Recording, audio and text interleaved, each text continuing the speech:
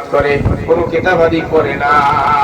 তেলাওয়াত করতে করতে একদিন মনে মনে চিন্তা করলো, আমার শায়েখ আমারে তো কোনো জিনিস লিখতে নিষেধ করে না, শুধু পড়তে নিষেধ করেছে।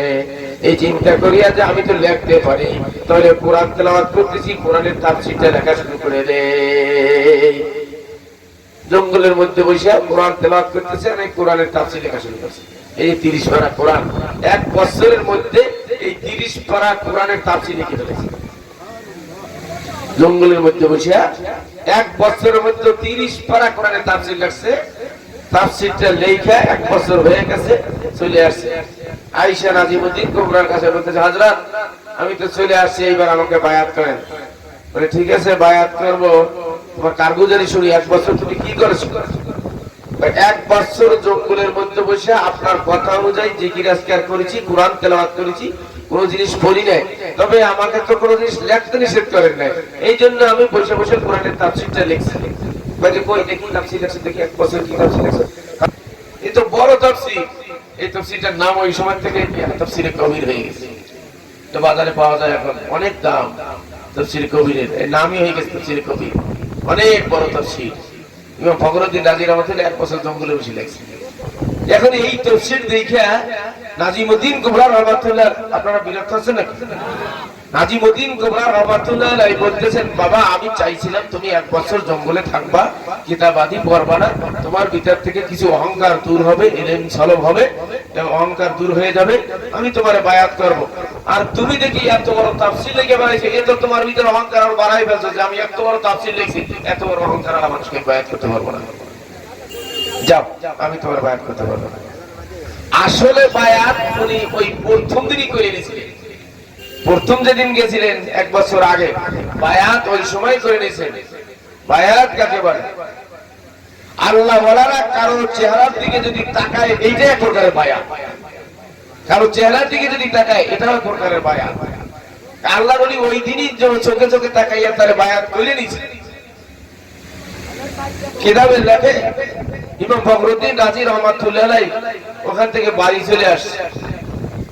বাড়ি আইসা জিকির আজকার করতেছে, তেলাওয়াত করতেছে, করতে করতে এক সময় মৃত্যু উপস্থিত হয়ে গেছে।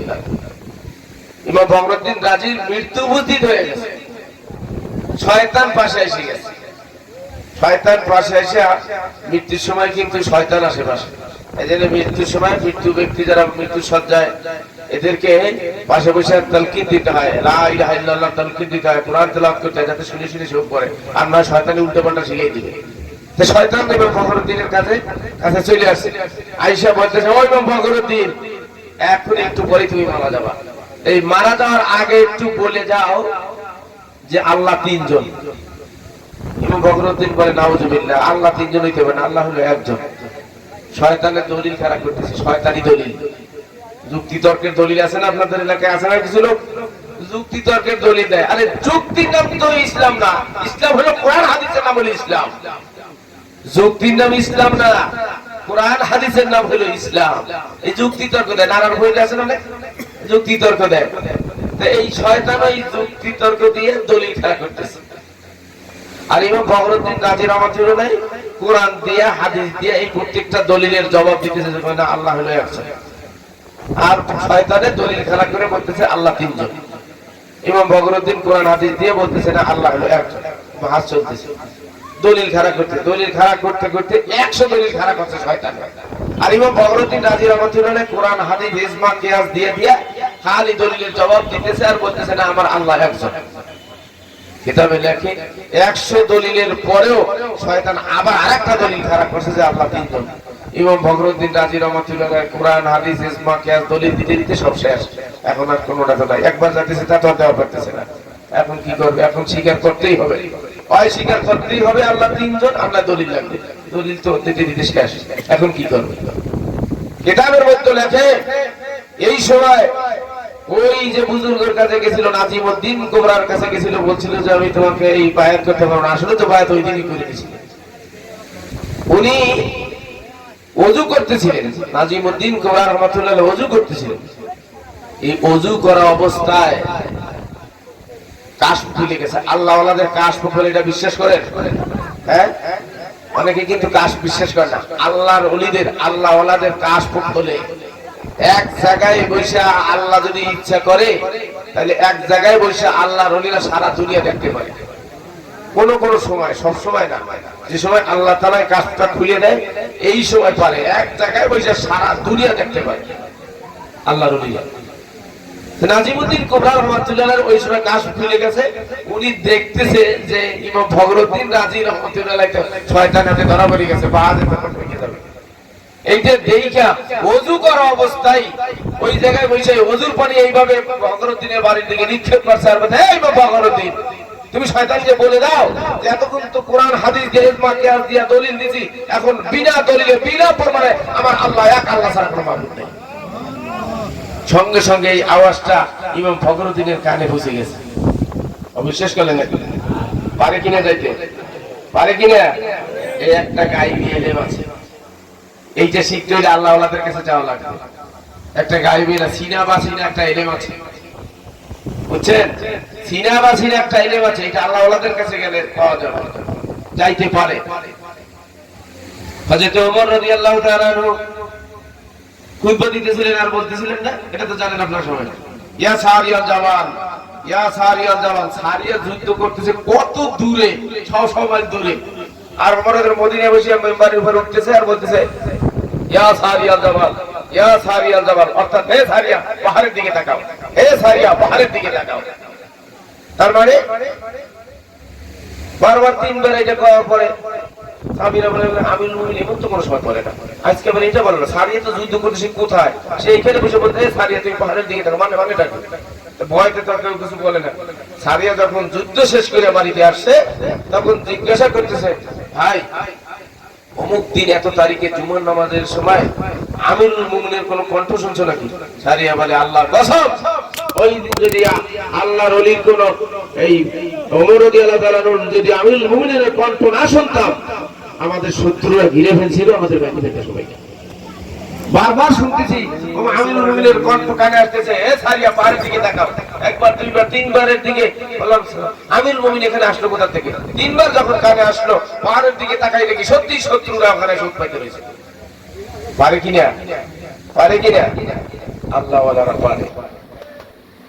আল্লাহর ওলি নাজিমউদ্দিন কুবরা রাহমাতুল্লাহ আলাইহি উনি ওযুর পানি নিক্ষেপ করে বলে দিলে, এখন শয়তানকে বলে দাও বিনা দলিলে বিনা প্রমাণে আমার আল্লাহ এক। ইমাম ফখরুদ্দিনের কানে এই কথাটা পৌঁছে গেছে। পৌঁছে যাওয়ার সাথে সাথে লাফ দিয়ে দাঁড়ায় ইমাম ফখরুদ্দিন বলে, এ শয়তান শোনো, এতক্ষণ তো কোরআন হাদিস দিয়ে ইজমা কিয়াস দিয়া দলিল দিছি, এখন বিনা দলিলে বিনা প্রমাণে আমার আল্লাহ এক, আল্লাহ ছাড়া আর কোনো মাবুদ নেই, তুই হলো শয়তান। শয়তান তখন বলতে বলতে যায়, শোনো ইমাম ফখরুদ্দিন, তোমার এই ইলম দিয়ে তুমি বাঁচতে পারতা না যদি আল্লাহর ওলির কাছে না যাইতা।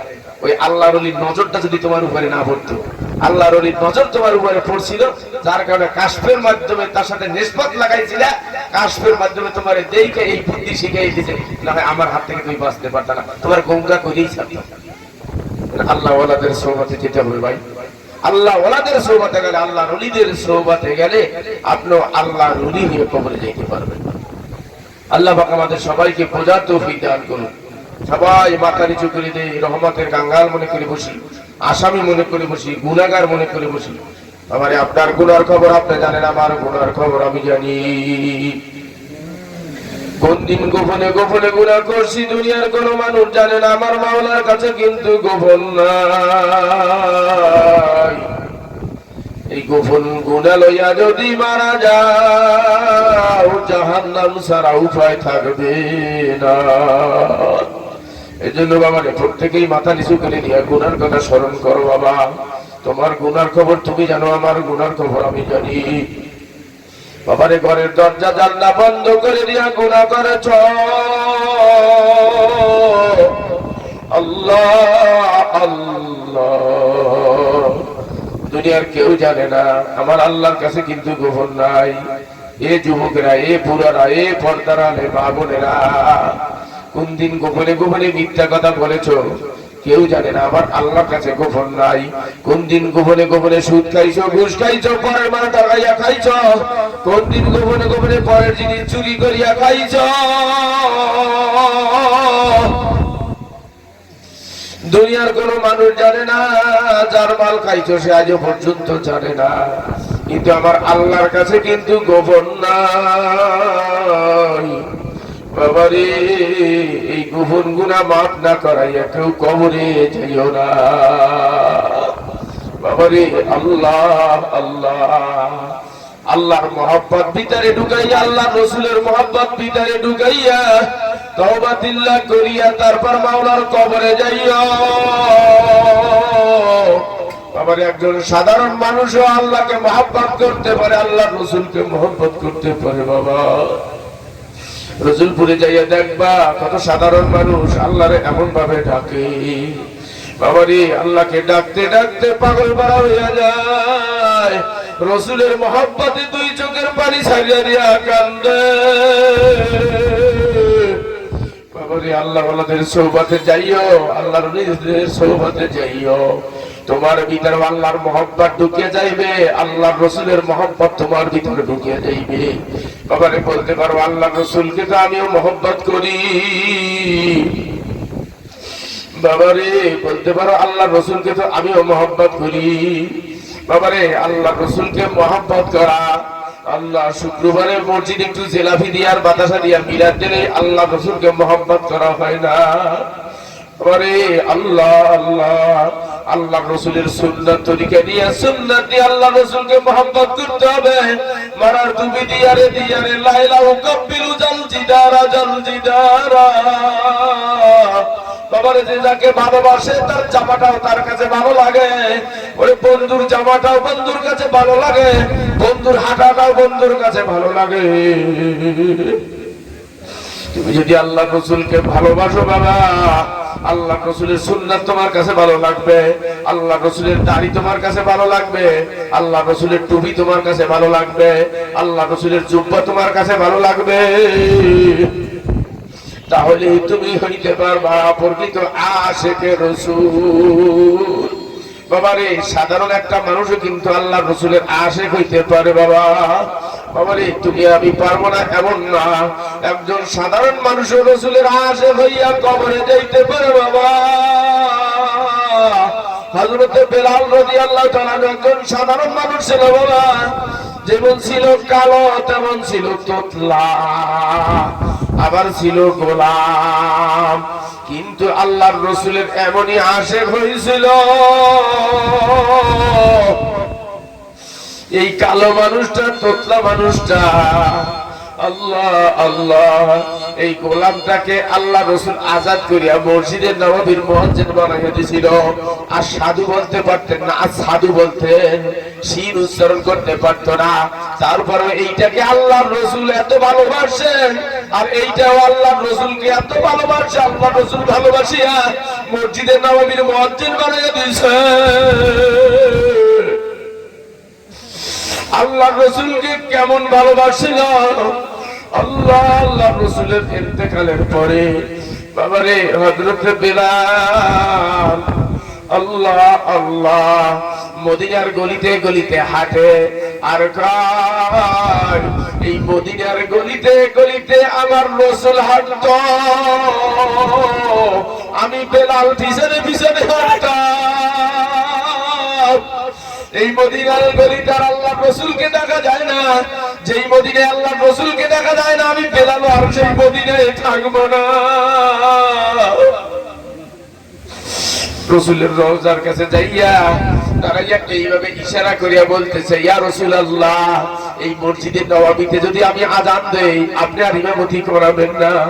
আমি আযান দিতাম, আপনি ইমামতি করাইতেন, আর তো আপনি ইমামতি করাবেন না। যেই মসজিদে আমি বেলাল আযান দেব আল্লাহ রসুল ইমামতি করাবে না, ওই মসজিদও আমি বেলাল আর আযান দেব না। কেমন রসুলের আশা। বাবারে, কিতাবে লেখে হযরত বেলাল আযান দেওয়া বাদ দিয়া মদিনা ছেড়ে অন্যত্র চলে যায়। কেউ বলে ইয়ামনে গেছিল, কেউ বলে মিশরে গেছিল। বাবারে, 6 মাস পর্যন্ত আর মদিনায় আসে না। 6 মাস পরে আল্লাহ রসুল স্বপ্নে দেখালো, বেলাল, আমি এমন কি অন্যায় করলাম? মদিনায় এসে আমার রওজার কাছে একটু সালামটাও তুমি দাও না। তোমার কি আমার রওজার কাছে আসতে মনে চায় না? আমি এমন কি অন্যায় করলাম, আমার রওজার কাছে এসে একটু সালামটাও তুমি দাও না? আমার হযরত বেলাল রাদিয়াল্লাহু তাআলা আনহু এই শব্দে দেখিয়া ইয়ামান থেকে আবার মদিনায় আসছে। মদিনার গলিতে গলিতে হাঁটে, মদিনার ছোট্ট ছোট্ট বাচ্চারা বেলালকে হাঁটা দেখিয়া মার কাছে যায়, বলতেছে মা, বহুদিন পরে বেলালকে মদিনার গলিতে হাঁটতে দেখা গেছে, মনে হয় আল্লাহর রাসূল মনে হয় আমার আনবে।